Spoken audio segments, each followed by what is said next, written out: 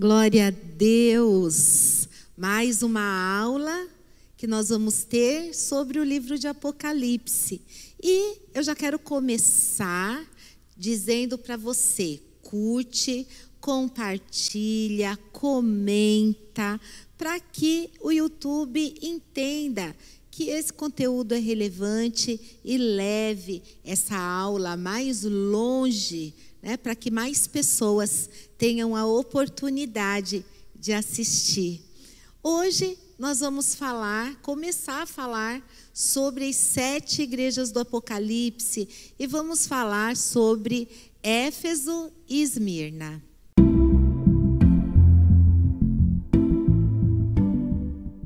A primeira aula foi o encontro e assim, para você se situar, entender ali o que aconteceu nessas revelações, aonde que aconteceu, aliás, essas revelações, e aí entender o que Apocalipse, capítulo 1, está dizendo. Ali foi o encontro de Jesus com toda a sua glória, com o apóstolo João. E você vê que João, que conviveu com Jesus o tempo todo, Jesus, quando aparece ali com toda a sua glória, ele caiu. O corpo dele não aguentou a presença, a manifestação de toda aquela glória, daquele nível de glória. Mas agora, em Apocalipse capítulo 2, você tem aqui no capítulo 2 até o capítulo 3, a mensagem para uma igreja vitoriosa. Porque sempre vai ter ali um aviso para as 7 igrejas, para cada uma das 7 igrejas, e vai dizer: ao vencedor ou à igreja vencedora darei uma promessa, e aí ele dá uma promessa. E o que ele mostra para a gente é que, para nós que somos a igreja da última hora, eu já disse que esses 7 recados foram para a igreja que existiu na época de João, as igrejas da Ásia Menor, mas agora nós estamos lendo para nós. Elas receberam o recado, esse recado já aconteceu, já foi. Elas ouviram, as que acataram, acataram. As que não acataram, sofreram a perda. Não foram igrejas vitoriosas, mas agora este recado é para a igreja da última hora. Nós temos 2 momentos muito fortes falando de profecia. Nós temos, primeiro, a igreja primitiva, aonde foi o cumprimento profético, aonde aconteceu muito cumprimento profético, porque Jesus é anunciado no Antigo Testamento inteiro. E aí Jesus veio, ele veio como o Verbo, se fez carne, ele se entregou por propiciação aos nossos pecados, ele morreu, ele venceu as trevas, ele ressuscitou, cumprimento profético. A igreja primitiva, ela recebeu ainda o cumprimento profético do Espírito Santo, que é Atos 2, a vinda do Espírito Santo, promessa que foi feita lá em Joel 2 e tantos outros profetas, se cumpriu em Atos 2. Então, a igreja primitiva viveu muitos cumprimentos proféticos. E a igreja da última hora, que somos nós, também estamos vivendo muitos cumprimentos proféticos. O livro de Apocalipse, você vai ver comigo, que tem uma semelhança com o Êxodo. O livro de Êxodo, todas as pragas, você vai encontrá-las aqui, de novo em Apocalipse. Então, as pragas do Egito, elas são sombras de um momento de grande destruição sobre a terra. E depois do recado, nós vamos começar a ver esse momento de destruição, depois do recado para a igreja da última hora. Então, até Apocalipse 3, eu tenho recados para a igreja da última hora. Igreja que está se preparando para ser arrebatada e está sofrendo um ambiente de muita hostilidade, de perseguição, de dificuldade, um ambiente de muita guerra, de muita agitação espiritual. É isso que nós estamos encontrando e vamos ouvir atentamente os recados de Jesus. A terra, ela vai ficar como um dia o Egito ficou. O Egito, ele estava arruinado, não havia água, o que acarretou, a morte de muitos peixes. O Egito estava arruinado, e vocês vão ver, quando nós falarmos de selos, taças e trombetas, vai ter um momento em que o mundo vai ficar também dessa forma, sem água. As rãs, elas saíam do Nilo, muito piolho por causa da falta de banho e também o aparecimento de úlceras sobre o povo. Esse foi um momento de grande destruição do Egito. E está escrito, o Egito estava arruinado. A terra vai ficar arruinada no período da grande tribulação. Eu disse para você fazer um gráfico na aula passada, um gráfico simples, para você entender o tempo. É para entender. Você que é ali pós ou pré-tribulacionista, eu sou pré-tribulacionista. Eu creio que Jesus ele vai arrebatar, buscar a sua igreja antes da grande tribulação. E nós vamos falar desse assunto um pouco mais tarde. Mas, então, nós temos aí neste gráfico, você desenha aí no teu gráfico a cruz. A cruz de Cristo, ela é um marco de uma nova dispensação, que é o tempo da graça. Então, há 2000 anos atrás, Jesus ele morreu e ressuscitou. Esse é o marco. E começou ali o tempo da graça. Agora que nós estamos no século 21, que é o tempo da igreja da última hora, o tempo da graça ele está acabando. Né? E o tempo da graça está acabando e a igreja vai ser arrebatada. Então você coloca aí, tempo da graça. Você faz cruz e aí em cima você coloca tempo da graça. Faz uma linha e sobe. E nessa linha você escreve ali, arrebatamento. Puxa uma linha lá em cima, no arrebatamento, e escreve 7 anos com Cristo. Ali vai ser as bodas do Cordeiro. E aqui na terra, nessa linha aí de baixo, você escreve 7 anos de grande tribulação. Tá? Vamos só até aí, hoje. Depois a gente vai falar de trono branco, de milênio. A gente vai falar quando chegar bem mais lá na frente no livro de Apocalipse. O que você precisa entender é que o recado de Jesus são aí 7 recados. E você pode me perguntar já antes de estudar a igreja de Éfeso, qual que é a igreja, pastora? Qual que é o momento? Nós somos a última das 7 igrejas? Não. Todos os 7 recados servem para a igreja da última hora. São 7 recados e 7 promessas à igreja da última hora. Nós começamos então pela igreja de Éfeso. Faz aí uma tabela assim. Éfeso, Apocalipse 2, capítulo 2, versículo 1 até o versículo 7. Você põe então nessa sua tabelinha. Qualidade.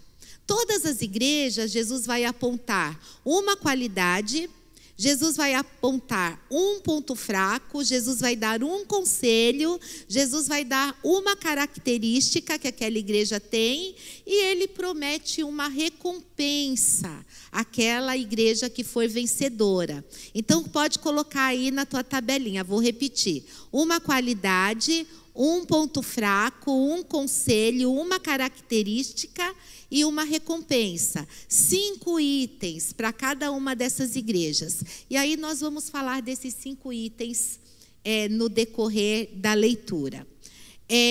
Apocalipse capítulo 2, versículo 1.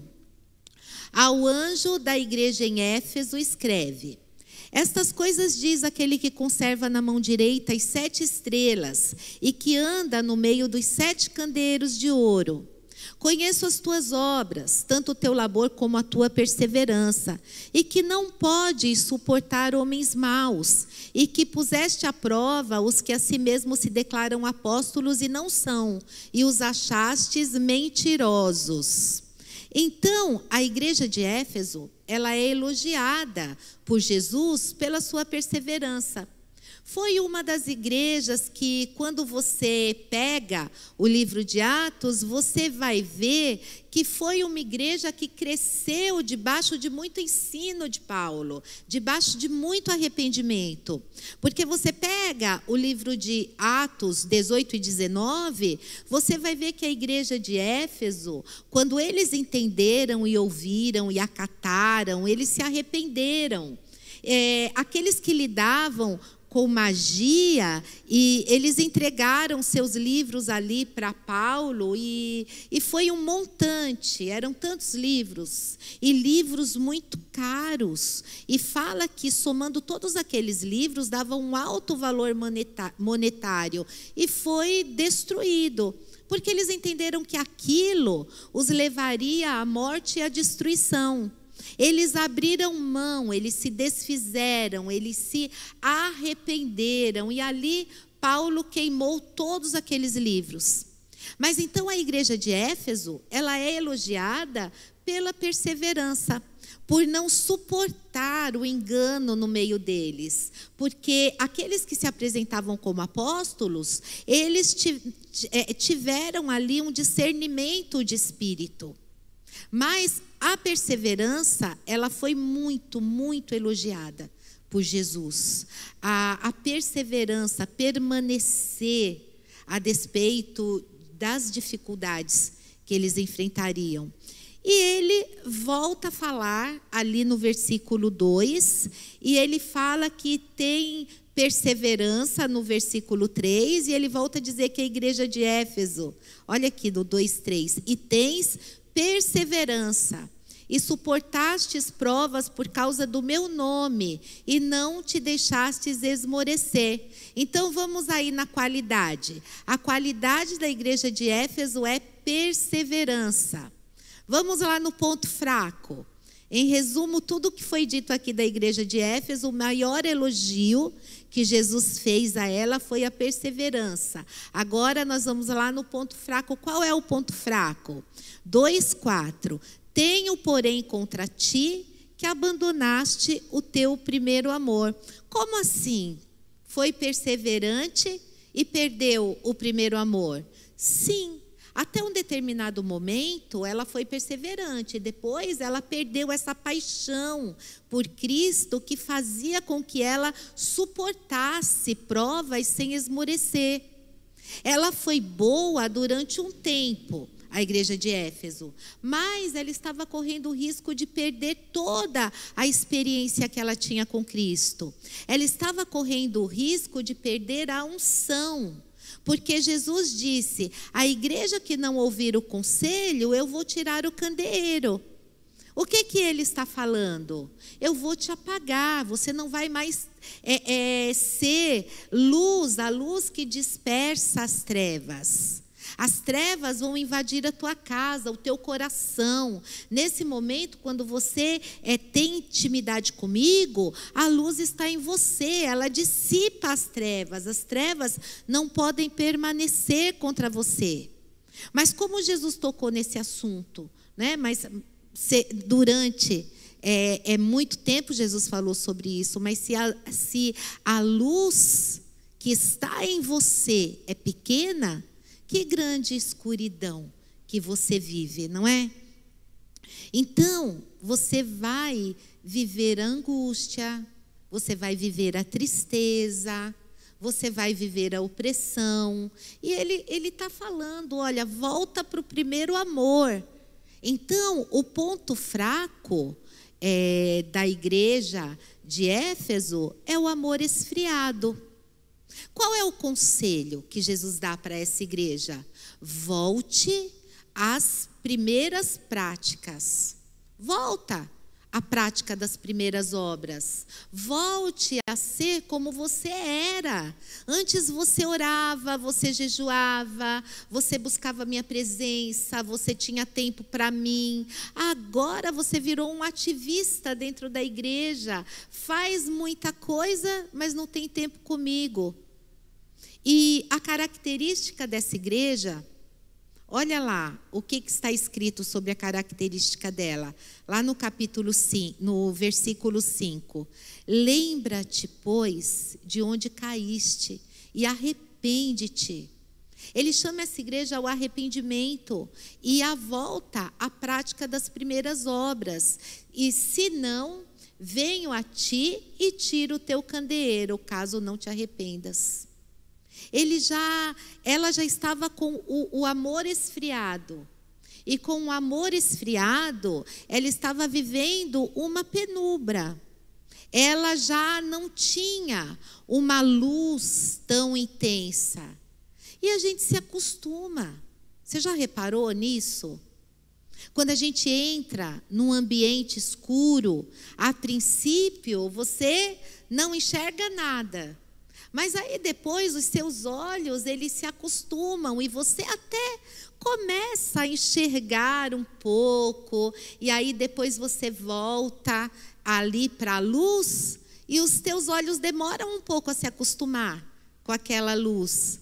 Mas você vê que você estava perdendo ali, enquanto você estava na escuridão, um monte de detalhes, um monte de situações de risco. Você estava até correndo risco ali, você não enxergava um sapato no meio do quarto, a gaveta que estava meio aberta. Então nós corremos riscos quando nós nos conformamos com pouca luz. E é isso que Jesus está falando para essa igreja. E Jesus está falando aqui no versículo 6. Tens, contudo, a teu favor, que odeias as obras dos nicolaítas, as quais eu também odeio. 7. Quem tem ouvidos, ouça o que o Espírito diz às igrejas. Ao vencedor dar-lhe-ei que se alimente da árvore da vida, que se encontra no paraíso de Deus. Então, quando ele fala aqui, olha, eu tenho contra ti duas coisas. Uma é que o seu amor se esfriou, e a outra é que você precisa se arrepender. Se você se arrepender, tudo bem. E aí ele começa a elogiar de novo. Mas eu gosto de você, porque você não tolera a obra dos nicolaítas. Então, quem são os nicolaítas? São doutrinas dentro da igreja. São engano dentro da igreja. Eram doutrinas de homens dentro da igreja que levavam as pessoas ao engano. Então, resumindo, para você não precisa fazer ali um estudo profundo dos nicolaítas. É só você entender isso, de que era o engano dentro da igreja. Olha, você não tolerou o engano, isso eu tenho ao teu favor. Agora, se você voltar, se você despertar, se você se arrepender, você vai receber. Você vai se alimentar da árvore da vida. O que é se alimentar da árvore da vida? Jesus é a árvore da vida. A palavra é o nosso alimento. E ele está falando, eu vou te dar a palavra revelada. Porque a árvore da vida é quando Deus anda como Adão andou com o Senhor lá no Éden. E quando o Senhor andou com Adão no Éden, ele revelou os segredos. E ele fala isso: por acaso eu não vou revelar meus segredos aos meus amigos? Ele falou isso, gente, a Abraão, quando ele falou lá de Sodoma e Gomorra. Então, você se alimentar da árvore da vida é você ter força.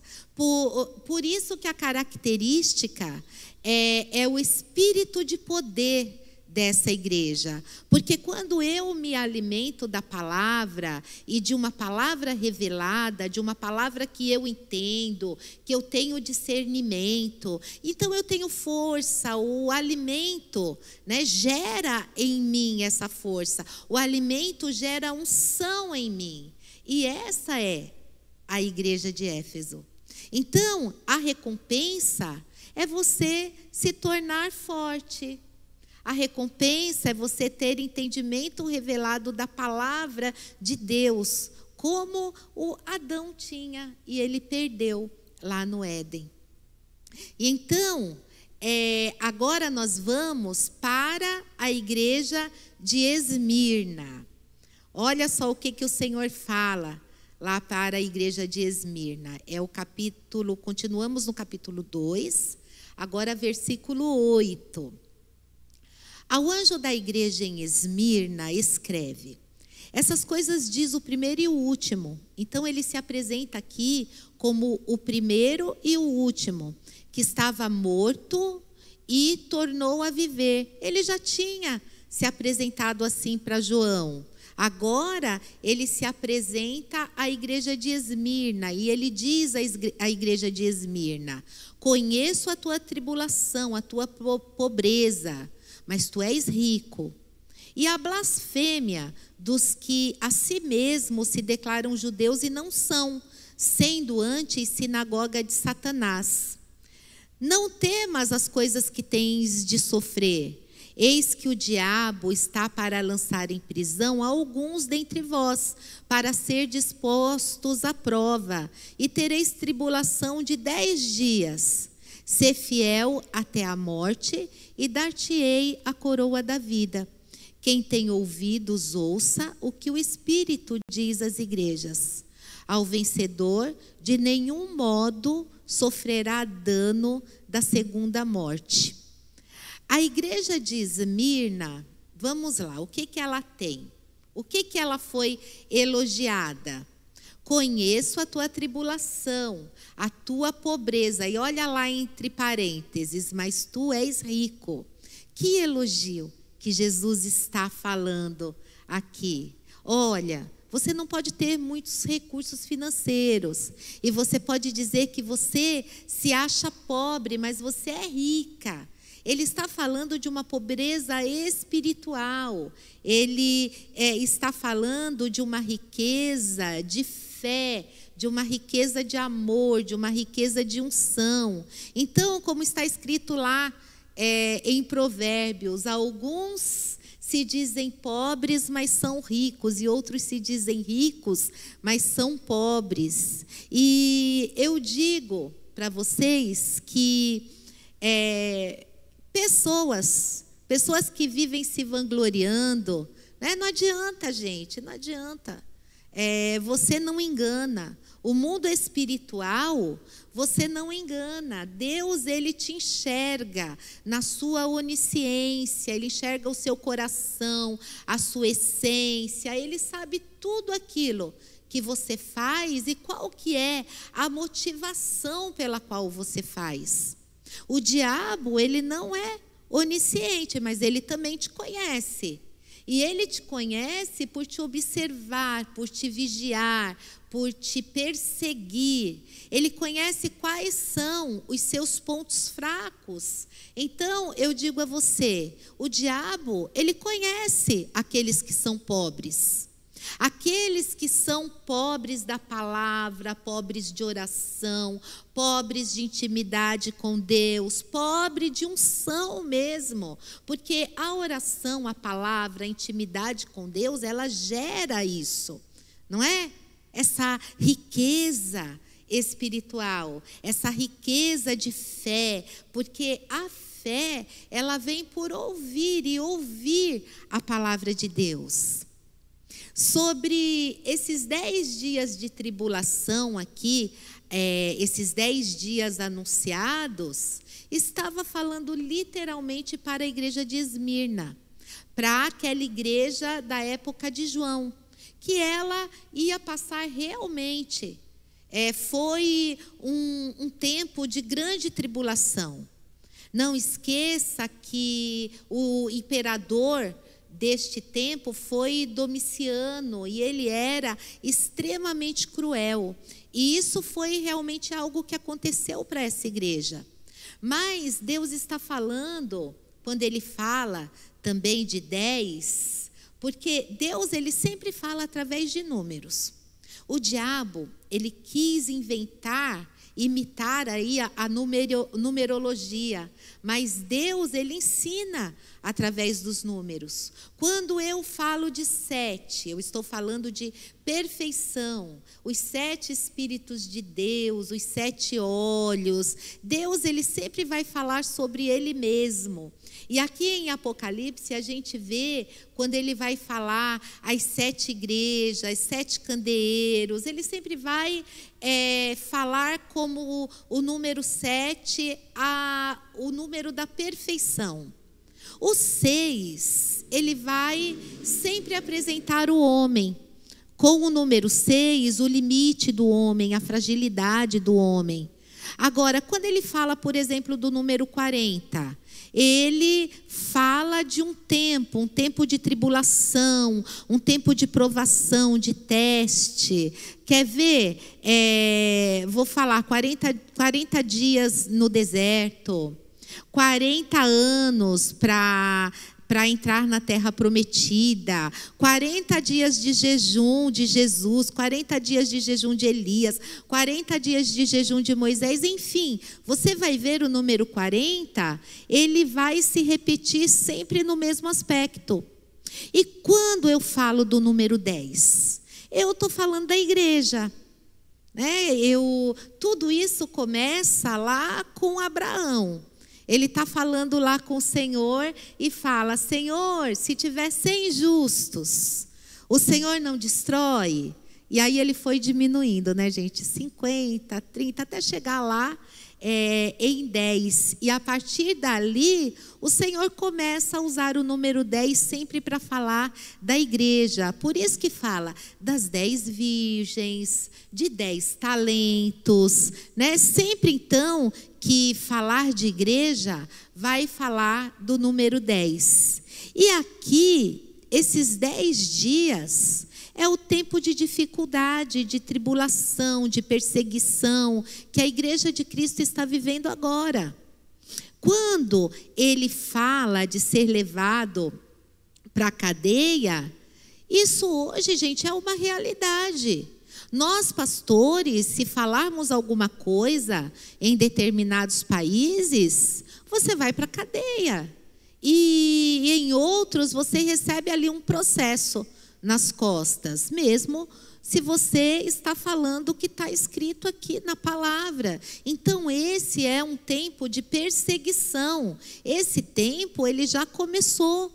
Assim como o dia teve um holocausto focado, holocaustos dos judeus, hoje nós temos um tempo de holocausto. É claro que sempre tem o antissemitismo, mas eu estou falando que hoje nós temos um holocausto cristão. Está acontecendo isso na janela 1040. A janela 1040, você pega lá o mapa mundi e você vê, digita aí no Google, janela 10x40. Você vai ver que é uma faixa, que é uma janela no mundo, que você pega a África do Norte, toda aquela parte ali do Oriente Médio, vai se estendendo, é uma faixa grande, aonde há muita perseguição, onde o evangelho não foi ainda tão difundido quanto deveria ser, e aonde há uma perseguição aos cristãos. E isso eu estou falando de hoje. Então, não vou falar aqui muito mais sobre isso, para não me estender muito, mas vai ali no seu computador, depois digita lá no Google Portas Abertas. Missão Portas Abertas. Ela sempre vai manter muito atualizada a lista dos top 10, dos 10 países com maior perseguição. Por que eu digo atualizada? Porque tem momentos em que há ocasião que entra lá um país onde a coisa piorou. Então eles vão sempre vão atualizar os países com maior perseguição. E essa é a janela 10/40. Então, a igreja de Esmirna, ela era uma igreja rica espiritualmente, perseguida, com muitos problemas, uma igreja que viveria mais perseguição ainda, quando ele falou dos 10 dias, mas aqui Jesus, ele elogia e incentiva. Continue sendo fiel até a morte, e você vai ganhar uma coroa da vida. E a coroa da vida, ela é a glória, é a recompensa. Nós temos o galardão. O mais importante, o maior tempo da tua vida, você vai passar na eternidade. Esse tempo aqui na terra, ele é muito curto. Por isso que Jesus, ele falou para a gente acumular tesouros no céu. Porque aqui na terra, o tempo passa muito rápido. E se você que tem mais de 30 anos, por exemplo, você olha ali para trás, você vai falar, nossa, parece que foi ontem que eu tinha 12 anos, que eu tinha 15 anos. Porque o tempo aqui na terra passa muito rápido. E esse é um tempo que você deve focar. Tudo que você deve focar, sim, claro, na tua família, tudo bem. Você deve focar nisso. Você tem que focar na tua formação. Mas você tem que focar no que você vai ter na eternidade. A tua vida espiritual, ela é muito importante.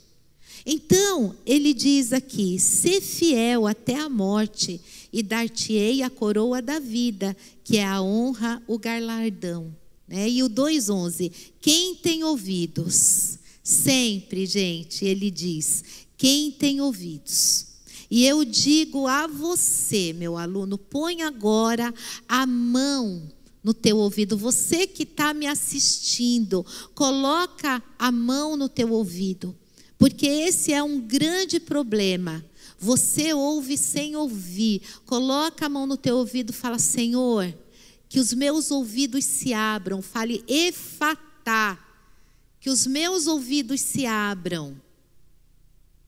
E você... muitas vezes você vai entender que você ouve, mas sem entender o que está ouvindo. E o Senhor, ele está falando que este é o problema. Lá no Egito, aquela geração, ela não conseguiu ouvir Moisés. Sabe por quê? Está escrito lá, porque os ouvidos deles estavam agravados, estava ensurdecido devido a tanta angústia. Então, não deixe que os seus ouvidos fiquem ensurdecidos por causa da angústia.